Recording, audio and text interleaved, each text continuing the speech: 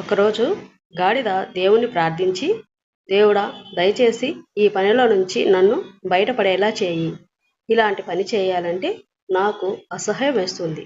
ఈ రామన్న నా చేత విపరీతమైన బరువులు మోయిస్తున్నాడు. నన్ను కాపాడు అంటూ ప్రార్థించింది. గాడిద ప్రార్థనకు దేవుడు ప్రత్యక్షమై, నాకు నువ్వు చేసే చాకిరీ గురించి తెలుసు. బరువైన మూటలు మోసే నీ పట్ల నాకు ఎంతో జాలి కలుగుతుంది. ఇక నుంచి నువ్వు బట్టలు ఉతికే వారి దగ్గర కాకుండా కుమ్మరి దగ్గర ఉండేలా అనుగ్రహిస్తాను అని వరం ఇచ్చాడు దేవుడు. దానితో గాడిద ఆనందంగా కుమ్మరి గోపయ్య దగ్గరకు వెళ్ళి ఉండసాగింది. కొన్ని రోజుల తర్వాత గాడిదకు ఆ పని కూడా విసుగు పుట్టింది.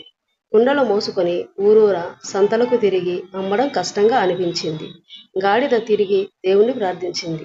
దేవుడా, కుమ్మర దగ్గర పని బాగుంటుందనుకున్నాను, కానీ చాకల దగ్గర పనికి కుమ్మరి దగ్గర పనికి తేడా లేదు. దయచేసి నాకు ఇంకేదైనా పని ఇవ్వు అంది. రెండోసారి కూడా దేవుడు దాని మొరను ఆలకించి ఒక చెప్పులు కుట్టేవాని దగ్గర పని దొరికేలా చేశాడు. ఆ విధంగా కొన్ని రోజులు గడిచాయి.